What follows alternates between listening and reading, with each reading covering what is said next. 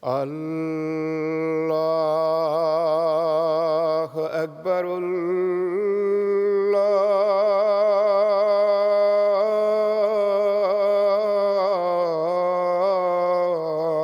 الله أكبر.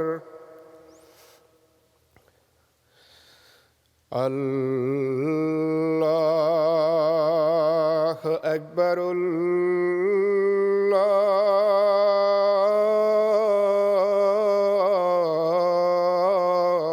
الله أكبر. أشهد أن لا إله إلا الله. أشهد أن لا إله إلا الله. أشهد أن محمدًا رسول الله.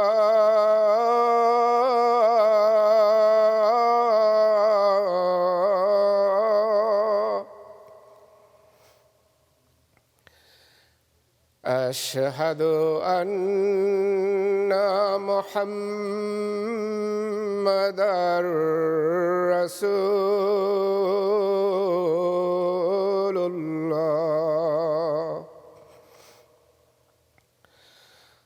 حي على الصلاة.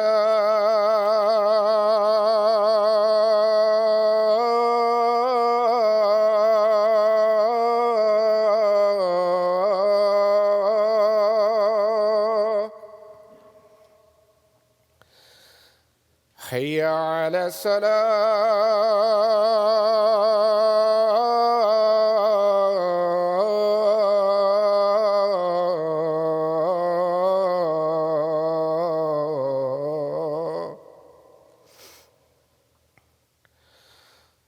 حي على الفلاح.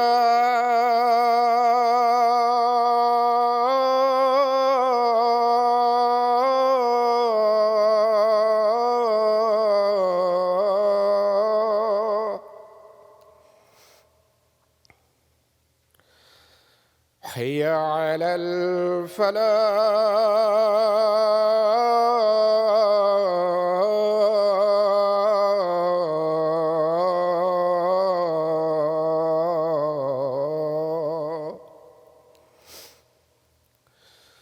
الله أكبر.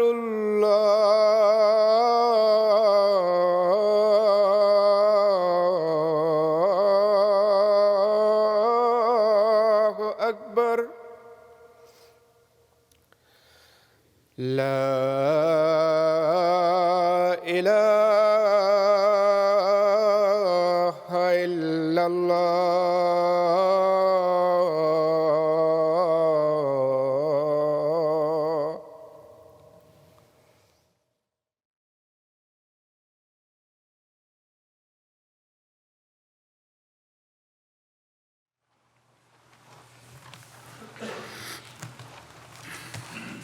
السلام علیکم ورحمۃ اللہ.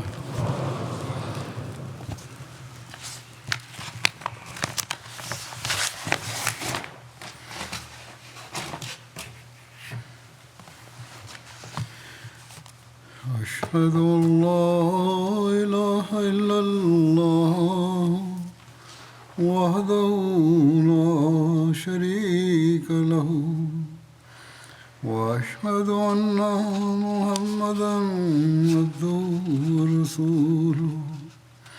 أما بعد فأعوذ بالله من الشيطان الرجيم. بسم الله الرحمن الرحيم. الحمد لله رب العالمين. الرحمن الرحيم. مالك يوم الدين. إياك نعبد وإياك نستعين اهدنا الصراط المستقيم صراط الذين أنعمت عليهم غير المغضوب عليهم ولا الضالين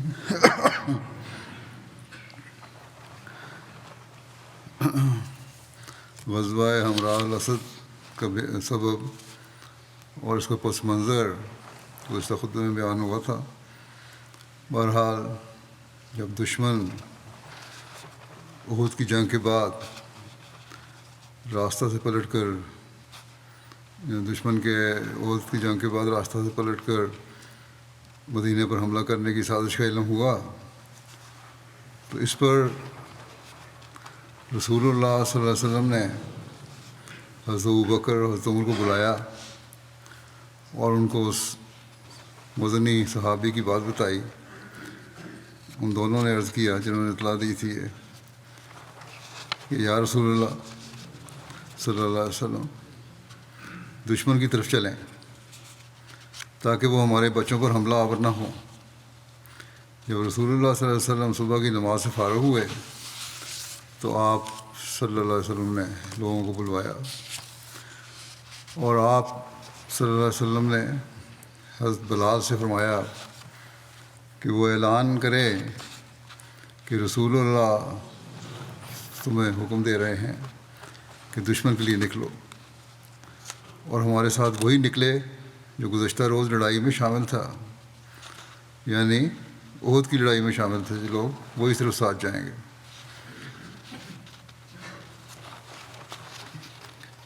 اسلامی پرچم اور پھر مدینہ قائم مقامی کے بارے میں لکھا ہے کہ حضور صلی اللہ علیہ وسلم نے اپنا جھنڈا منگوایا جو کہ گزشتہ روز سے ہی بندھا ہوا تھا، اس کو ابھی تک کھولا نہیں گیا تھا. آپ صلی اللہ علیہ وسلم نے یہ جھنڈا حضرت علی کو دے دیا. اور ایک جگہ یہ بھی بیان ہوا ہے کہ حضرت ابوبکر کو دیا تھا. اس موقع پر حضرت ابن ام مکتوم کو حضرت صلی اللہ علیہ وسلم نے مدینے میں اپنا نائب مقرر کیا تھا.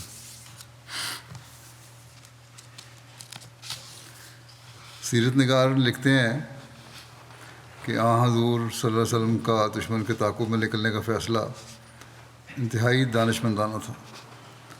تفصیل میں بیان ہوا ہے کہ منافقین کے نزدیک جنگ احد میں 70 افراد کے جانی نقصان کے بعد اگلے ہی روز دشمن کے تعاقب میں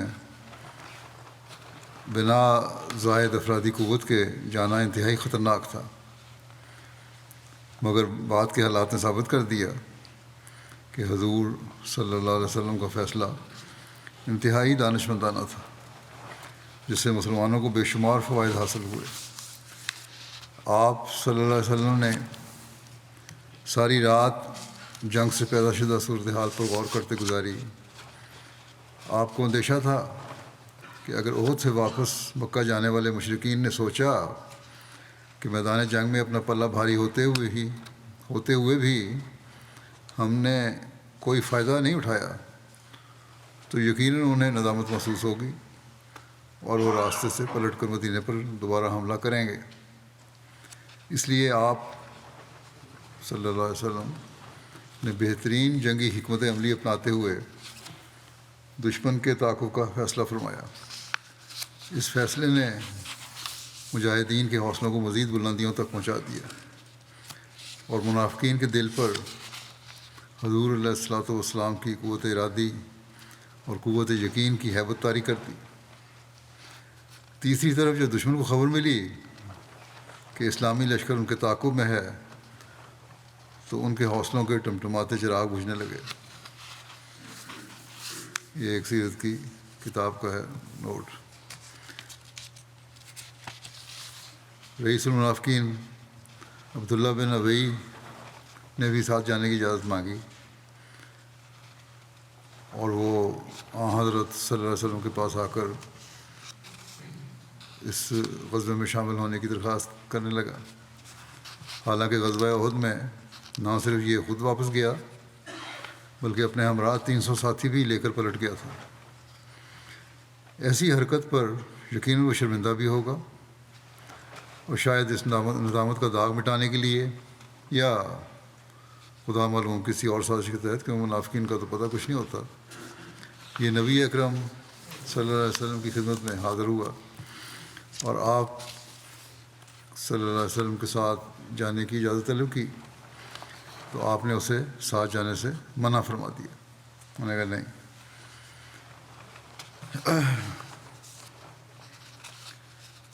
زخمی صحابہ، احد کی جنگ میں کاری زخم لگے تھے بعضوں کو، اس کے باوجود حضور صلی اللہ علیہ وسلم کے حکم کی بجاوری کا کیا نمونہ دکھایا انہوں نے۔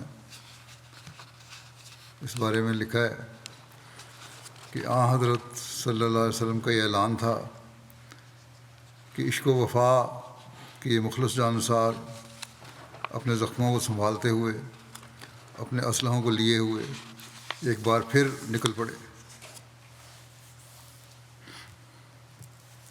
جب علیہ وسلم نے اعلان فرمایا تو فوری طور پر وہ نکل پڑے۔ حضرت اسید بن حضیر کو 9 زخم لگے ہوئے تھے۔ انہوں نے بھی دوا لگانے کا ارادہ کیا تھا کہ ان کے کانوں میں یہ آواز پڑی تو اپنے زخموں پر دوائی لگانے کے لیے بھی نہیں رکے اور چل پڑے۔ بنو سلمہ سے 40 زخمی نکلے۔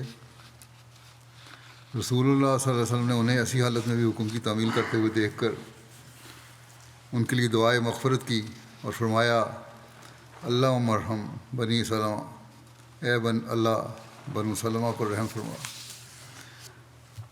طفیل بن نعمان کو 13 زخم لگے تھے، خراش بن سمہ کو 10 زخم لگے تھے، کعب بن مالک کو 10 سے زائد زخم اور قطبہ بن عامر کو 9 زخم لگے تھے، لیکن اس کے باوجود مسلمان اپنے ہتھیاروں کی طرف دوڑے اور اپنے زخموں پر مرہم لگانے کے لیے نہیں ٹھہرے۔ خدا تعالیٰ نے اصحاب رسول صلی اللہ علیہ وسلم کے اسی جذبہ بے مثل کو اپنے کلام میں مرقوم فرما دیا تاکہ رہتی دنیا تک کے لیے ان پر عقیدوں کے بھول نشاور ہوتے رہیں۔ خدا تعالیٰ فرماتا ہے کہ الذین استجابوا للہ والرسول من بعد ما اصابہم القرح للذین من بعد ما اصابہ الرسول من بعد ما اصابہم القرح للذین احسنوا منہم واتقوا اجر عظیم۔ وہ لوگ جنہوں نے اللہ اور اس کے اور رسول کو لبیک کہا بعد اس کے کہ انہیں زخم پہنچ چکے تھے، ان میں سے ان لوگوں کے لیے جنہوں نے احسان کیا اور تقوی اختیار کیا بہت بڑا اجر ہے۔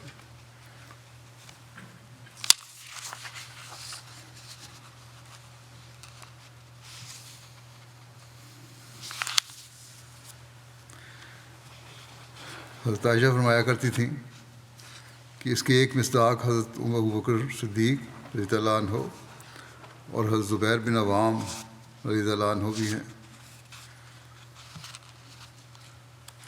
حضرت جابر بن عبداللہ کو ساتھ جانے کی اجازت کے بارے میں ملتا ہے ذکر کہ حضرت صلی اللہ علیہ وسلم کی طرف سے یہ اعلان کیا گیا تھا کہ اس مہم میں صرف وہی ساتھ جائیں گے جو جنگ احد میں شامل ہوئے تھے، اور اسی پر سختی سے عمل بھی ہوا۔ لیکن ایک خوش بخت مخلص صحابی ایسے تھے کہ جو جنگ احد میں شامل نہیں ہوئے، لیکن اب ان کو ساتھ جانے کی اجازت مرحمت ہوئی تھی، اور وہ حضرت جابر بن عبداللہ تھے۔ ابن اسحاق اور ابن عمر نے بیان کیا ہے کہ جابر بن عبداللہ رسول اللہ صلی اللہ علیہ وسلم کے پاس آئے اور عرض کیا، یا رسول اللہ صلی اللہ علیہ وسلم، آپ کے منادی نے یہ اعلان کیا ہے کہ ہمارے ساتھ وہی نکلے جو گزشتہ روز لڑائی یعنی جنگ احد میں موجود تھا، اور میں لڑائی میں حاضر ہونے کا خواہش مند تھا، لیکن میرے والد نے مجھے میری 7 بہنوں کے لیے پیچھے چھوڑ دیا، اور ایک قول کے مطابق ان کی بہنوں کی تعداد 9 تھی۔ بہرحال کہتے ہیں میرے والد نے کہا کہ اے میرے بیٹے، میرے اور تیرے لیے یہ مناسب نہیں ہے کہ ہم ان عورتوں کو بغیر کسی مرد کے چھوڑ دیں، مجھے ان کا ڈر ہے، یہ کمزور عورتیں ہیں، اور میں رسول اللہ صلی اللہ علیہ وسلم کے ساتھ جہاد میں تجھے خود پر ترجیح نہیں دے سکتا۔ یہ بھی ہے کہ عورتوں کو بھی اکیلا نہیں چھوڑ سکتے، اور جہاد میں خود جانا بھی چاہتا ہوں، اور میری خواہش یہی ہے کہ میں جاؤں اور تم نہ جاؤ، تو اپنی بہنوں کے پاس پیچھے رہ جاتا ہوں، اور میں رسول اللہ صلی اللہ علیہ وسلم کے ساتھ جہاد پر جاتا ہوں۔ کہتے ہیں کہ اس لیے میں اپنے باپ کے اس حکم کی تعمیل میں کل جہاد میں شامل نہیں ہو سکا، وگرنہ میرا بھی پورا ارادہ تھا۔ چنانچہ حضرت جابر کی عشق اور محبت میں ڈوبی ہوئی یہ بات سن کر حضرت صلی اللہ علیہ وسلم نے ان کو ساتھ جانے کی اجازت مرحمت فرمائی، اور اس پر حضرت جابر رضی اللہ عنہ فخریہ طور پر بیان کیا کرتے تھے کہ میرے علاوہ آپ کے ساتھ کوئی ایسا آدمی نہیں گیا جو گزشتہ روز کے جہاد میں شریک نہ ہوا ہو، اور آپ سے کئی لوگوں نے ساتھ جانے کی اجازت طلب کی تھی جو گزشتہ روز جہاد میں شریک نہیں ہوئے تھے، لیکن آپ نے صلی اللہ علیہ وسلم نے انکار کر دیا۔ آپ صلی اللہ علیہ وسلم اس حالت میں روانہ ہوئے کہ چہرہ مبارک مجروح تھا، پیشانی مبارک زخمی تھی، دندان مبارک ٹوٹا ہوا تھا، نیچے کا ہونٹ، بعض روایت مطابق دونوں ہونٹ اندر کی جانب سے زخمی تھے، دانا کندھا ابن کمیہ کی تلوار کی طرف سے زخمی تھا، اور دونوں گھٹنے بھی زخمی تھے۔ آپ صلی اللہ علیہ وسلم پہلے مسجد میں تشریف لے گئے، وہاں 2 رکعتیں ادا کیں، لوگ جمع ہو چکے تھے۔ پھر حضرت صلی اللہ علیہ وسلم نے اپنا گھوڑا سخت مسجد کے دروازے پر منگوایا۔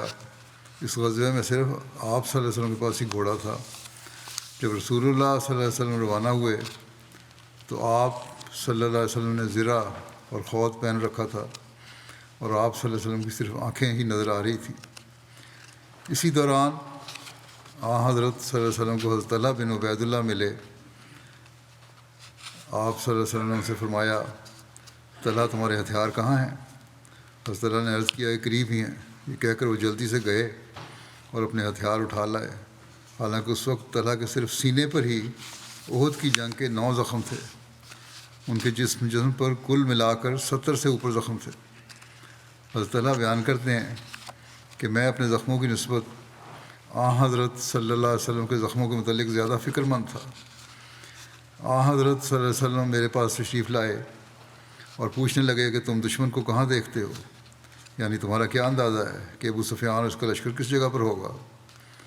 میں نے عرض کیا کہ نشیبی علاقے میں۔ آپ نے فرمایا، یہی میرا خیال بھی ہے۔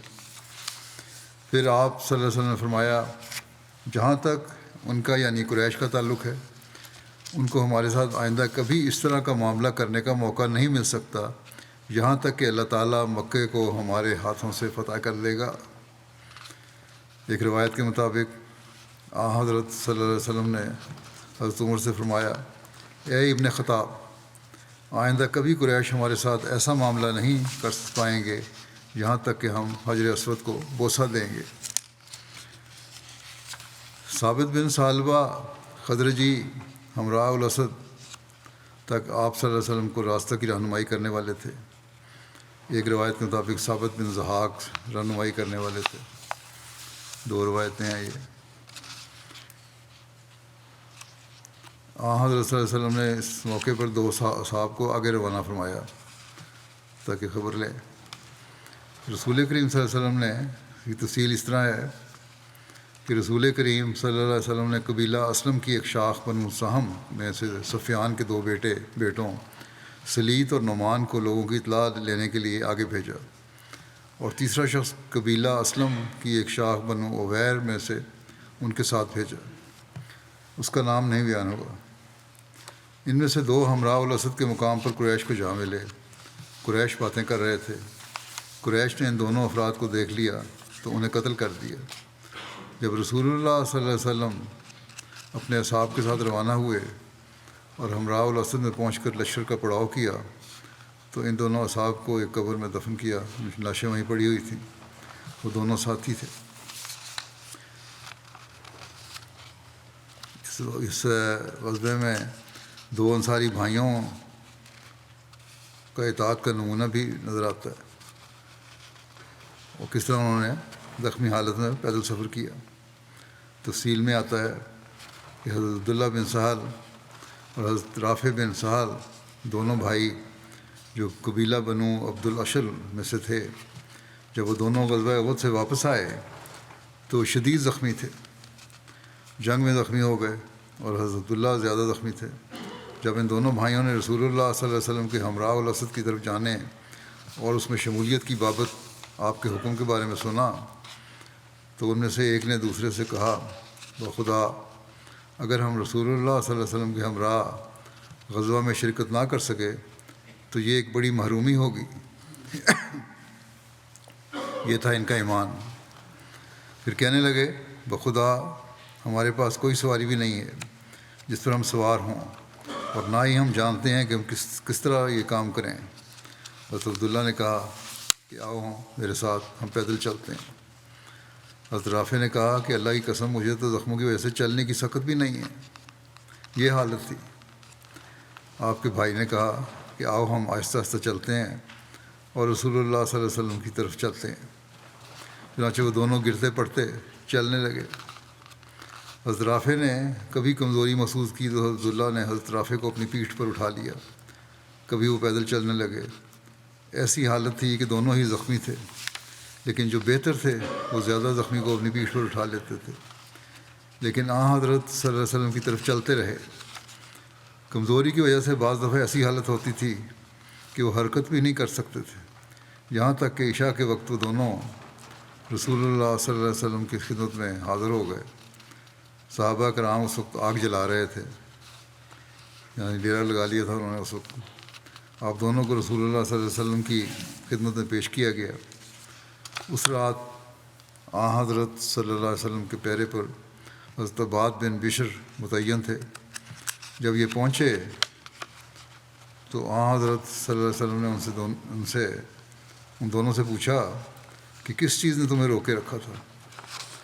ان دونوں نے اس کا سبب بتایا کہ کیا وجہ ہو گئی، تفصیل بتا دی اپنی۔ اس پر آپ صلی اللہ علیہ وسلم نے ان دونوں کو دعائے خیر دیتے ہوئے فرمایا کہ اگر تم دونوں کو لمبی عمر نصیب ہوئی تو تم دیکھو گے کہ تم لوگوں کو گھوڑے اور خچر اور اونٹ بطور سواریوں کے نصیب ہوں گے۔ ابھی تو تم گرتے پڑتے پیدل آئے ہو، لیکن لمبی زندگی پاؤ گے تو یہ دیکھو گے سب کچھ، یہ سب سواریاں تمہیں میسر آ جائیں گی۔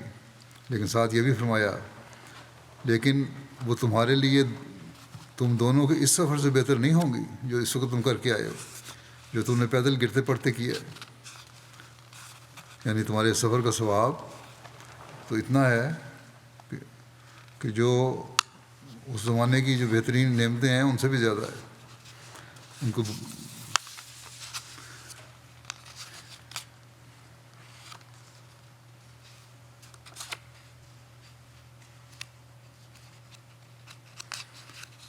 یہ بھی کہا جاتا ہے کہ یہ واقعہ انس اور مونس فضالہ کے بیٹوں کے ساتھ پیش آیا تھا، اس لیے ممکن ہے کہ واقعہ دونوں کے ساتھ ہی پیش آیا ہو۔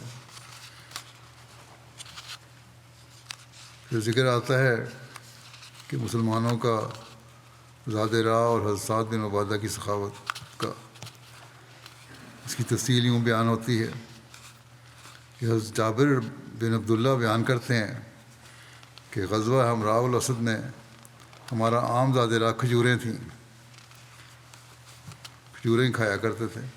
حضرت سعد بن عبادہ 30 اونٹ اور کھجوریں لائے جو ہمراہ الاسد مقام تک ہمارے لیے وافر رہیں۔ راوی نے یہ بھی لکھا ہے کہ وہ اونٹ لے کر آئے تھے جو کسی دن 2 یا کسی دن 3 کر کے ذبح کیے جاتے تھے۔ بعض دفعہ اونٹ بھی کھائے جاتے تھے کھجوروں کے ساتھ، اونٹ کا گوشت۔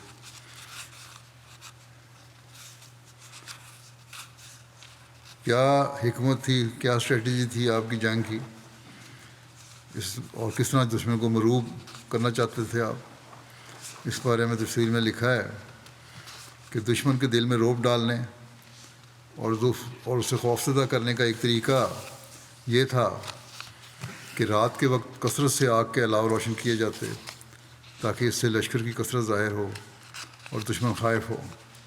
اس لیے حضور صلی اللہ علیہ وسلم جہاں بھی رات کو پڑاؤ فرماتے تو صحابہ کو ارشاد فرماتے کہ پھیل کر الگ الگ آگ جلائیں۔ چنانچہ ہر شخص ایک آگ جلاتا۔ 500 جگہوں پر آگ جلائی گئی، یہاں تک کہ وہ دور سے نظر آتی تھی۔ مسلمانوں کے لشکر اور اس آگ کا ذکر دور تک پھیل گیا۔ اس کی وجہ سے اللہ نے دشمن کو مغلوب کیا۔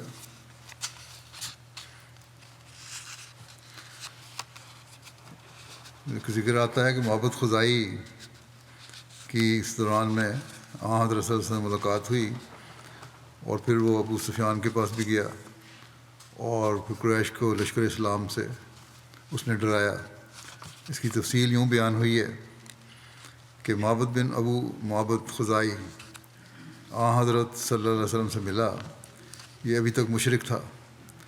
بعض سیرت نگاروں نے اس موقع پر اس کے اسلام قبول کرنے کا بھی ذکر کیا ہے، لیکن اکثر نے یہ کہا ہے کہ اس وقت اسلام قبول نہیں کیا تھا، البتہ بعد میں یہ اسلام لے آئے تھے۔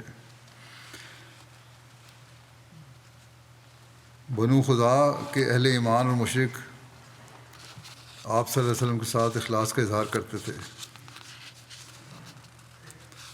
لیکن اس کے جو دوسرے قبیلے کے لوگ تھے ان میں سے بہت سے ایمان لائے ہوئے تھے، اخلاص کا اظہار بھی تھا ان میں۔ ان لوگوں کو آپ صلی اللہ علیہ وسلم کے ساتھ وعدہ تھا کہ وہ آپ صلی اللہ علیہ وسلم سے کچھ نہیں چھپائیں گے۔ محبت نے کہا، اے محمد صلی اللہ علیہ وسلم، آپ کو اور آپ کے صحابہ کرام کو جو تکالیف پہنچی ہیں یہ ہم پر گراں گزرا ہے۔ ہماری تو یہی خواہش ہے کہ اللہ تعالیٰ آپ کا مرتبہ بلند کرے اور آپ کو ہر تکلیف سے محفوظ رکھے۔ اس اظہار ہمدردی پر رسول اللہ صلی اللہ علیہ وسلم نے محبت سے فرمایا کہ ابو سفیان کی حوصلہ شکنی کرو، تم جا رہے ہو آگے سفر میں، اس کو ملو تو اس کو ذرا ڈراؤ۔ کس طرح؟ یہ اپنی حکمت عملی خود بنانی تھی انہوں نے۔ پھر محبت وہاں سے مکے کی طرف روانہ ہو گیا، اور حضور صلی اللہ علیہ وسلم ہمراہ الاسد میں ہی تشریف فرما تھے۔ وہ روحہ کے مقام پر ابو سفیان اور اس کے ساتھیوں سے ملا۔ روحہ مدینہ سے تقریباً 40 میل کی مسافت پر ایک مقام ہے۔ اس وقت لشکر قریش نے رسول اللہ صلی اللہ علیہ وسلم کی طرف واپس کرنے پر اتفاق کر لیا تھا، اور انہوں نے کہا، ہم نے ان کے بہترین اور سردار و قائد لوگوں کو قتل کیا ہے۔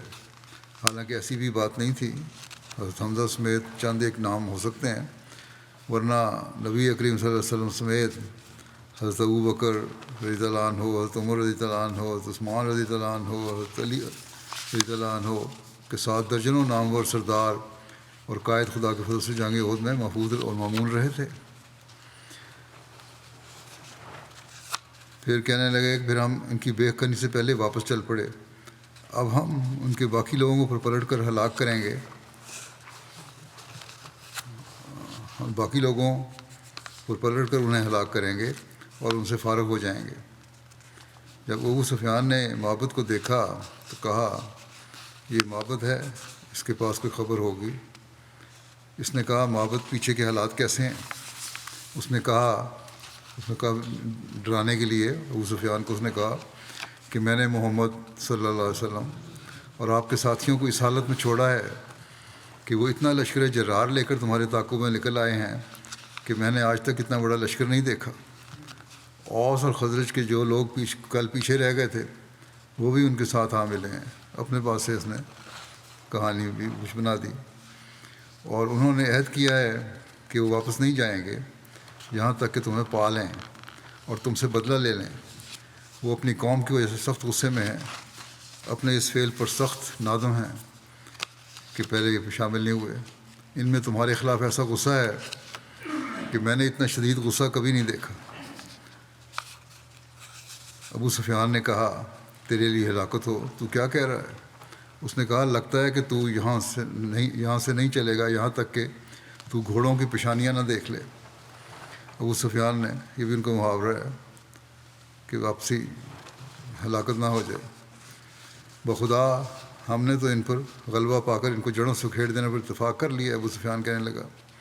معبد نے کہا کہ میں پھر تجھے اس فعل سے روکتا ہوں جو ہیبتناک منظر میں نے دیکھا ہے، اس نے مجھے اشعار کہنے پر مجبور کر دیا ہے۔ ابو سفیان نے کہا، وہ کون سے اشعار ہیں؟ معبد نے یہ اشعار کہے، قادت و حدہ من الاصوات راحلتی از سعالت الارض بالجرد الابابیل تردی باسدن کرام لا تنابل عند اللقاء ولا میل معاذی فضلت ادمن اظن الارض معالۃ لم سمع برئیس غیر مقتول فقلت ویل لحرب من لقائکم اذ تقتمت البطحاء بالجیل انی نذیر لأہل بسل ظاہیہ لکل ذی اربۃ منہ ومعقول من جیش احمد لا وخش تنابلا ولیس یوسف ما انذرت بالقیل کہ جب میں زمین پر اعلیٰ نسل کے گھوڑوں کا جھنڈ در جھنڈ چلنے لگے، جب زمین پر اعلیٰ نسل گھوڑوں کے جھنڈ در جھنڈ چلنے لگے تو ان کے سموں کی آواز سے قریب تھا کہ میری اونٹنی گھبراہٹ سے ڈگمگانے لگے اور گر جائے۔ اب وہاں صرف ایک گھوڑا تھا، لیکن اس نے بھی ایسا مبالغے سے نقشہ کھینچا اپنے شعروں میں کہ جس نے ڈرا دیا ان لوگوں کو۔ پھر کہہ رہے ہیں کہ وہ گھوڑے ایسے عمدہ شیر جیسے بہادر جنگجوؤں کو اٹھائے ہوئے تھے جو نہ تو کوتاہ قامت ہیں اور نہ ہی لڑائی میں نہتے اور نہ شاہ سواری میں اناڑی ہیں، یعنی جنگ میں خوب ماہر اور تیر و تلوار سے مسلح اور میدان شاہ سواری میں یکتائے زمانہ ہیں۔ اس پر میں خبر دینے کے لیے تیزی سے بھاگا اور مجھے یوں لگ رہا تھا جیسے زمین جھکتی جا رہی ہے ان گھوڑوں کے آگے جن پر وہ عظیم الشان جرنیل بلند تھا جو تنہا نہیں یعنی لا لشکر سمیت بڑھتا چلا رہا ہے۔ اور میں نے اپنے جی میں کہا، اے لشکر والو، تم سے جنگ کرنے میں ابن حرب یعنی ابو سفیان کی ہلاکت ہے۔ جب میدان جنگ لشکر کی آواز سے گونج اٹھے گا، میں اہل قریش میں سے ہر دانا اور مقبول شخص کو احمد صلی اللہ علیہ وسلم کے اس عظیم لشکر سے متنبع کرتا ہوں جس کی فوج نکمے اور پس لوگوں پر مشتمل نہیں ہے۔ اس لشکر کی دہشت کو جس سے میں تمہیں آگاہ کر رہا ہوں الفاظ میں بیان نہیں کیا جا سکتا۔ معبد کی اصحاب شکن گفتگو اور اس کے ان اشعار کے ساتھ صفوان بن امیہ کی گفتگو سے ابو سفیان اور اس کے ساتھیوں کے حوصلے پست ہو گئے اور ان پر گھبراہٹ اور روب طاری ہو گیا، اور ابو سفیان کو عافیت اسی میں نظر آئی کہ وہ جس قدر جلدی ہو سکے اپنے لشکر کو لے کر مکہ واپس پہنچ جائے۔ اس بارے میں ایک نوٹ بھی ہے سچ سل کی طرف سے کہ نبی اکرم صلی اللہ علیہ وسلم کا معبد سے یہ فرمانا کہ ابو سفیان کی حوصلہ شکنی کرو، سیرت کی بعض کتب نے یہ بیان کیا ہے اور بعض نے نہیں بیان کیا۔ کہتے ہیں کہ ایک امکان ہے کہ جنگی حکمت عملی کے طور پر آپ صلی اللہ علیہ وسلم نے معبد سے ایسی بات کی ہو، اور یہ بھی ممکن ہے کہ اور زیادہ قرین قیاس ہے کہ حضرت صلی اللہ علیہ وسلم نے تو اس سے کچھ نہ فرمایا، لیکن وہ چونکہ مسلمانوں سے ہمدردی رکھتا تھا اس لیے اللہ تعالیٰ نے اس کے دل میں یہ ڈالا ہو اور اس نے خود سے ابو سفیان سے ساری بات کی ہو۔ بہرحال یہ تو ان کا نوٹ ہے، لیکن معبد نے جو کچھ بھی کہا یہ ان کی اپنی سوچ تھی۔ حضرت رسول اللہ نے بڑے واضح طور پہ کوئی کسی نے غلط بیانی سے نہیں کہا تھا، لیکن جس طرح انہوں نے ڈرایا، جو نقشہ کھینچا، اسے کافر ڈر گئے۔ بہرحال اسی دوران کہ مشرکین کا لشکر مکہ واپس کی تیاری کر رہا تھا کہ ابو سفیان کے پاس سے عبد القیس کا ایک کارواں گزرا جس نے دراصل اسی جگہ پڑاؤ کیا ہوا تھا۔ اس نے پوچھا، کہاں جا رہے ہو؟ انہوں نے کہا کہ ہم مدینہ جا رہے ہیں۔ اس پر ابو سفیان نے محض پروپیگنڈے کی خاطر اپنی طرف سے ایک نفسیاتی حملہ، لیکن ناکام حملہ تھا، یہ کرنا چاہا کہ اور وہ اس طرح کہ اس نے کہا کہ کیا تم میری طرف سے محمد صلی اللہ علیہ وسلم کو پیغام دو گے؟ میں تمہیں اوقاز کے میلے میں کشمش سے بھرے ہوئے اونٹ دوں گا۔ انہوں نے کہا کہ ہاں۔ ابو سفیان نے کہا کہ جب تم صلی اللہ علیہ وسلم سے ملو تو انہیں کہنا کہ ہم نے اتفاق کر لیا کہ ہم ان کی طرف اور ان کے اصحاب کی طرف آ رہے ہیں تاکہ ان کے بقیہ لوگوں کو جڑ سے اکھیڑ پھینکیں۔ ہم آپ لوگوں کے تعاقب میں ہیں۔ اور یہ کہہ کر ابو سفیان مکے کی جانب چل پڑا۔ یہ کارواں آپ صلی اللہ علیہ وسلم سے ہمراہ الاسد کے مقام پر ملا۔ ابو سفیان اور اس کے ساتھیوں نے جو آپ کے متعلق کہا تھا عبد القیس نے وہ آپ کو بتایا۔ آپ نے سن کر فرمایا، حسبنا اللہ و نعم الوکیل، یعنی ہمارے لیے اللہ کافی ہے اور وہ کیا ہی اچھا کارساز ہے۔ بہرحال ہمراہ الاسد میں کچھ قیام ہوا اور اس کے بعد اسلامی لشکر کی واپسی بھی ہو گئی، کیونکہ وہ کافر تو وہاں سے روانہ ہو گئے تھے۔ اس کی تفصیل میں لکھا ہے کہ معبد خدائی کی بات سن کر ابو سفیان نے مدینہ کی طرف پیش قدمی کرنے کا ارادہ ترک کر دیا اور مکے کی طرف روانہ ہو گیا، تو معبد نے ایک شخص کے ذریعے ابو سفیان کی روانگی کی خبر نبی کریم صلی اللہ علیہ وسلم کو بھیج دی۔ حضور صلی اللہ علیہ وسلم نے سوموار، منگل اور بدھ کے روز وہاں قیام فرمایا اور پھر آپ صلی اللہ علیہ وسلم مدینہ واپس تشریف لے گئے، اور بلادری نے بیان کیا ہے کہ آپ صلی اللہ علیہ وسلم اس سفر کے لیے مدینہ سے 5 دن باہر رہے۔ ایک روایت میں ہے کہ حضرت صلی اللہ علیہ وسلم جمعے کے دن مدینہ واپس تشریف لائے اور 5 دن مدینہ سے باہر رہے۔ حضرت عبیدہ کہتے ہیں کہ رسول اللہ صلی اللہ علیہ وسلم نے مدینہ کی طرف واپس آنے سے پہلے معاویہ بن مغیرہ کو گرفتار کر رکھا تھا۔ معاویہ بن مغیرہ عبد الملک بن مروان کا نانا تھا۔ معاویہ کے علاوہ ابو عزہ جمحی کو بھی گرفتار کر رکھا تھا۔ معاویہ بن مغیرہ کے بارے میں روایت ہے کہ حضرت زید بن حارثہ اور حضرت عمار بن یاسر نے معاویہ کو ہمراہ الاسد سے واپسی پر قتل کیا۔ اس کی وجہ یہ تھی کہ معاویہ چھپ کر مدینہ میں رہ رہا تھا اور مدینہ کے حالات کی خبر مخالفین کو دیا کرتا تھا۔ جب پکڑا گیا تو حضرت عثمان کی پناہ میں چلا گیا۔ حضرت عثمان نے رسول اللہ صلی اللہ علیہ وسلم سے اس کے لیے امان مانگی۔ حضور صلی اللہ علیہ وسلم نے امان دیتے ہوئے فرمایا کہ یہ 3 روز کے اندر یہاں سے چلا جائے، اگر 3 روز کے بعد دیکھا گیا تو قتل کر دیا جائے گا۔ لیکن یہ 3 روز کے بعد بھی وہیں ٹھہرا رہا اور چھپا رہا، تو رسول اللہ صلی اللہ علیہ وسلم نے ان دونوں یعنی حضرت زید بن حارثہ اور حضرت عمار بن یاسر کو فرمایا کہ تم فلاں جگہ اسے چھپا ہوا پاؤ گے۔ چنانچہ ان دونوں نے اسے وہیں پایا اور اسے قتل کر دیا۔ پھر لکھا ہے کہ یہیں ہمراہ الاسد کے مقام پر حضور صلی اللہ علیہ وسلم نے مشرکوں کے شاعر ابو عزہ کو گرفتار کیا تھا۔ یہ وہ ابو عزہ ہے جو غزوہ بدر کے وقت مسلمانوں کے ہاتھ گرفتار ہوا تھا، اور رسول اللہ صلی اللہ علیہ وسلم کو اس نے اپنی غربت اور اپنی بیٹیوں کا واسطہ دے کر دیا کہ میں عیالدار ہوں، میری بیٹیوں کا کوئی سرپرست نہیں، مجھ پر رحم فرمائیں، جس پر آپ صلی اللہ علیہ وسلم نے اس کی بیٹیوں کی وجہ سے اس کو بغیر فدیہ لیے احسان کے طور پر چھوڑ دیا تھا، اور اس سے یہ عہد لیا تھا کہ آئندہ وہ نہ تو آپ صلی اللہ علیہ وسلم کے خلاف جنگ کو آئے گا، نہ آپ صلی اللہ علیہ وسلم کے خلاف لشکر اکٹھا کرے گا، اور نہ آپ صلی اللہ علیہ وسلم کے خلاف کسی کو اکسائے گا، مگر اس نے اپنا عہد توڑ دیا اور جنگ احد میں قریش کے ساتھ واپس آیا۔ یہ لوگوں کو جوش دلاتا تھا اور اپنے شعروں کے ذریعے انہیں بھڑکاتا تھا کہ حضرت صلی اللہ علیہ وسلم کے خلاف جنگ کریں۔ حضرت صلی اللہ علیہ وسلم نے دعا فرمائی کہ یہ شخص اس دفعہ بچ کر نہ جانے پائے، چنانچہ یہ پھر گرفتار ہوا۔ ایک قول کے مطابق جنگ احد کے بعد جب مشرکین واپسی میں ہمراہ الاسد کے مقام پر ٹھہرے تو یہ ابو عزہ کو سوتا ہوا چھوڑ گئے۔ یہ دن چڑھے تک غافل پڑا سوتا رہا۔ اس کو گرفتار کرنے والے شخص حضرت عاصم بن ثابت تھے۔ اس غزوے میں یہی تنہا مشرک تھا جو گرفتار ہوا۔ ایک قول ہے کہ اس کو گرفتار کرنے والے حضرت عمیر بن عبداللہ تھے۔ گرفتاری کے بعد ابو عزہ رسول اللہ صلی اللہ علیہ وسلم کے سامنے لایا گیا۔ حضرت صلی اللہ علیہ وسلم کو دیکھ کر اس نے کہا، اے محمد صلی اللہ علیہ وسلم، مجھے چھوڑ دیجئے، مجھ پر احسان فرمائیے اور میری بیٹیوں کی خاطر مجھے رہا کر دیجئے۔ میں آپ کے سامنے عہد کرتا ہوں کہ آئندہ کبھی اس قسم کی حرکت نہیں کروں گا۔ آپ نے فرمایا، نہیں، خدا کی قسم، اب تیرے چہرے کو مکہ دیکھنا نصیب نہ ہوگا۔ ایک روایت میں ہے کہ اب تو اپنی اس داڑھی کے ساتھ حجر اسود کے پاس بیٹھ کر یہ نہیں کہہ سکے گا کہ میں محمد صلی اللہ علیہ وسلم کو دھوکہ دے آیا۔ پھر آپ نے حضرت زید کی طرف متوجہ ہو کر حکم دیا کہ اس کی گردن مار دو۔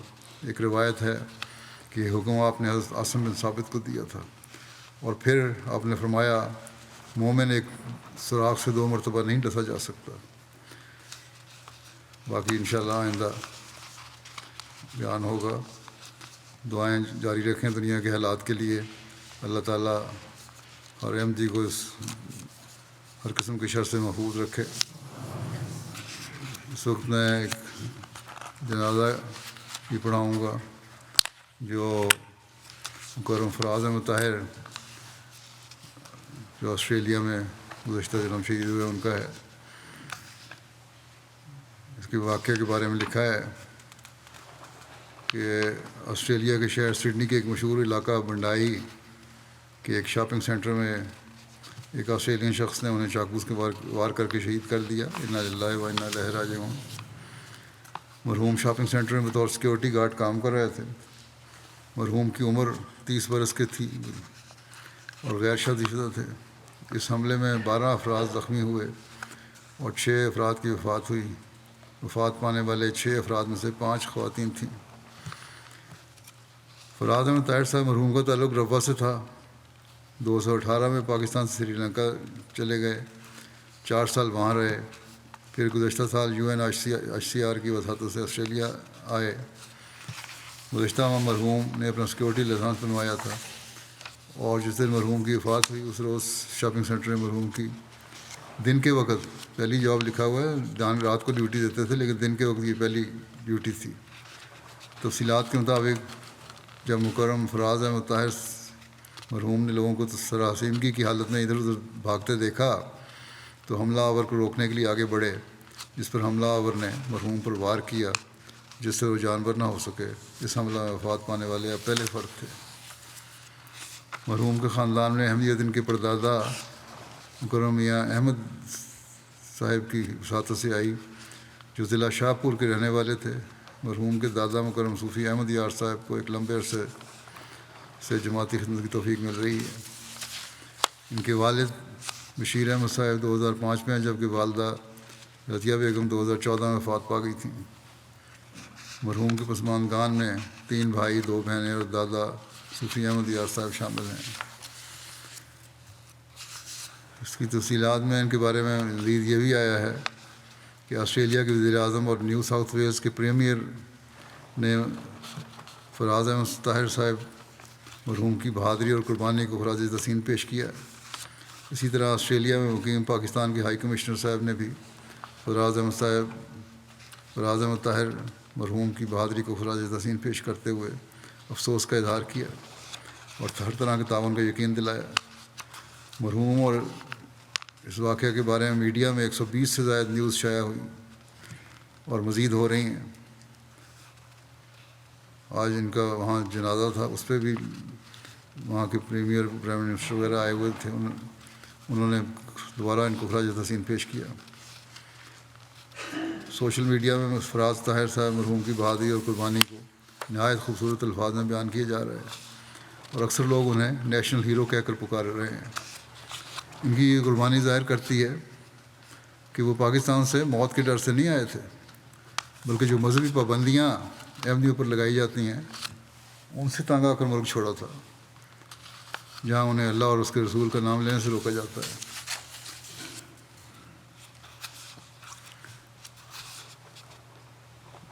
صدر خدام الاحمدیہ عدنان قادر کہتے ہیں کہ 21 اپریل روز اتوار کو آسٹریلین گورنمنٹ کی طرف سے شاپنگ مال کے قریب ایک پروگرام منعقد کیا گیا۔ اس کا مقصد ان تمام افراد کو خراج عقیدت پیش کرنا تھا جو اس واقعے میں وفات پا گئے ہیں۔ اس پروگرام میں وزیر اعظم Australia, premier New South Wales, opposition leader, member of parliaments, local اور دوسری کونسل کے ممبرز بھی، میئرز اور پولیس اور آرمی اور نیوی کے اعلیٰ افسران، کثیر تعداد میں میڈیا اور زندگی کے دوسرے شعبہ جات سے تعلق رکھنے والے اعلیٰ افسران نے شرکت کی۔ اس موقع پر جماعت کے ممبران کو بھی اس پروگرام میں مدعو کیا گیا تھا۔ ان کے بڑے بھائی مدثر بشیر کہتے ہیں مرحوم بچپن سے ہی بہت محنتی، ہنسمکھ اور نڈر طفل تھا۔ مرحوم کی عمر 11 سال تھی جب ہمارے والد صاحب کا انتقال ہو گیا، تو کہتے ہیں کہ ہمارے بڑے بھائی مظفر احمد صاحب نے ہمیں ایک باپ کی طرح پالا۔ مرحوم اپنی تعلیم کے ساتھ ساتھ بھائی کے کاروبار میں مدد دیتا تھا۔ مرحوم بہت محنتی اور اپنی بہن بھائیوں سے بہت پیار کرنے والا تھا، نرم مزاج، طبیعت میں مزاح تھا، کبھی بہن بھائیوں کی کسی بات پر ناراض نہیں ہوا۔ مرحوم جماعتی کاموں میں بھی بڑھ چڑھ کر حصہ لیتا تھا۔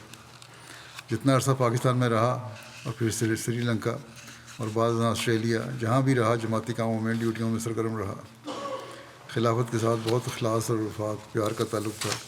یہی اس کو تھا کہ نیشنلٹی ملے گی تو پہلے جا کے میں لندن خلیفۃ المسیح سے ملوں گا، یہ خواہش تھی ان کی۔ ان کے چھوٹے بھائی شیراز احمد کہتے ہیں کہ قرآن کریم کی نہایت خوش الحانی سے تلاوت کیا کرتا تھا اور نمازوں کی بڑی پابندی تھی۔ مربی کامران مبشر صاحب کہتے ہیں کہ میں نے ایک مرحوم میں ایک خوبی دیکھی کہ جماعتی بزرگوں اور مربیان کی بہت عزت کرتے تھے اور ان کی طرف سے کوئی بھی ہدایت دی جاتی تو انکار نہیں کرتے تھے۔ اگر ان کو ان کی کسی غلطی کی وجہ سے کی وغیرہ کی طرف توجہ دلائی جاتی تو اس کا ہرگز برا نہیں مناتے تھے، بلکہ عاجزی سے خاموشی اختیار کرتے ہوئے اپنی غلطی کا اعتراف کرتے اور اپنی اصلاح کرتے تھے۔ ان کے ایک دوست احمد ابراہیم کہتے ہیں کہ 3 مرحوم دین اور خلافت کے ساتھ بے مثال محبت کرنے والے وجود تھے، جماعت کے عہدیداروں کی عزت کرنے والے، نمازوں کے پابند تھے۔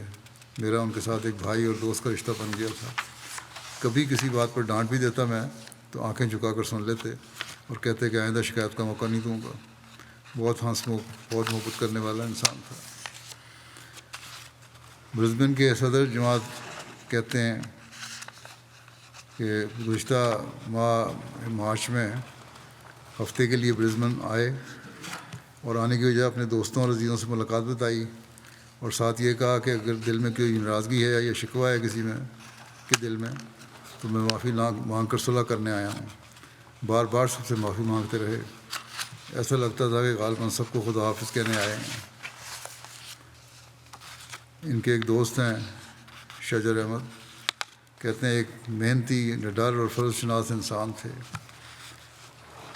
مرحوم کے ساتھ زخمی ہونے والے دوسرے سیکیورٹی گارڈ نے بتایا کہ جیسے ہی حملہ اور شاپنگ سینٹر میں داخل ہوا اور اسے دیکھ کر لوگ بھاگنے لگے تو مرحوم نے بہادری کا مظاہرہ کرتے ہوئے اس کو روکنے کی کوشش کی اور اس کے سامنے جا کھڑے ہوئے اور دوسروں کو حفاظت کرتے ہوئے اپنی جان کا نذرانہ پیش کر دیا۔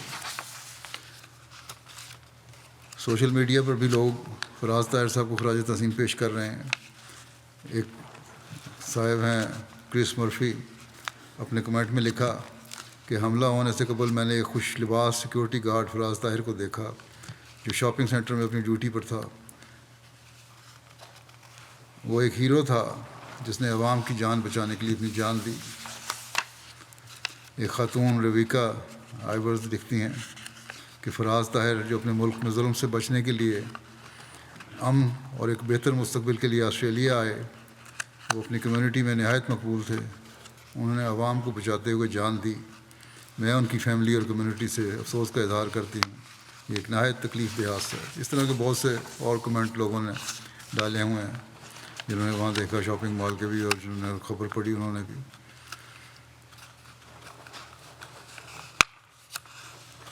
متعلم جامعہ احمدیہ روا ہیں عزیز حصور احمد، کہتے ہیں کہ فراز طاہر میرے تائیداد بھائی تھا، اچھی شخصیت کا مالک تھا، 5 وقتہ نمازوں کا اہتمام کرنے والا، دوسروں کو اس کی تلقین کرنے والا، جب بھی ملتا ہنس کر ملتا، اپنا چھوٹا بھائی سمجھتا تھا مجھے، سمجھانی ہوتی کوئی بات تو بڑے پیار سے سمجھاتا تھا، ہمیشہ دعا کے لیے کہتا ہے کہ میں آپ لوگوں کے لیے دعا کروں گا، آپ میرے لیے دعا کریں۔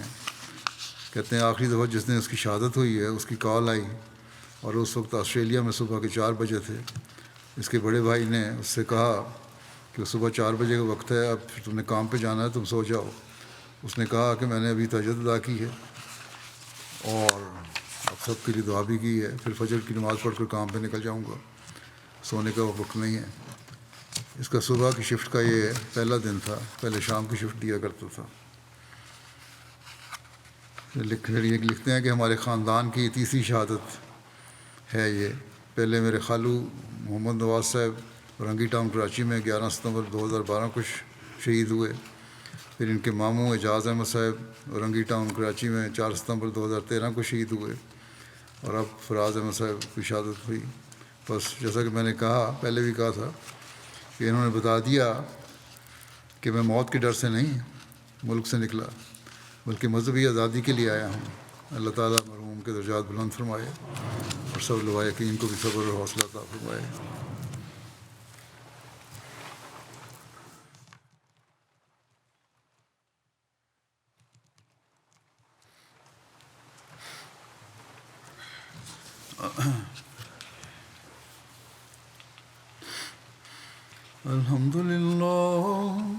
الحمد لله نحمده ونستعينه ونستغفره ونؤمن به ونتوكل عليه ونعوذ بالله من شرور أنفسنا ومن سيئات أعمالنا من يهده الله فلا مضل له ومن يضلل فلا هادي له ونشهد أن لا إله إلا الله ونشهد أن محمدا عبده ورسوله عباد الله رحمكم الله إن الله يأمر بالعدل والإحسان وإيتاء ذي القربى وينهى عن الفحشاء والمنكر والبغي يعظكم لعلكم تذكرون اذكروا الله يذكركم وادعوه يستجب لكم ولذكر الله أكبر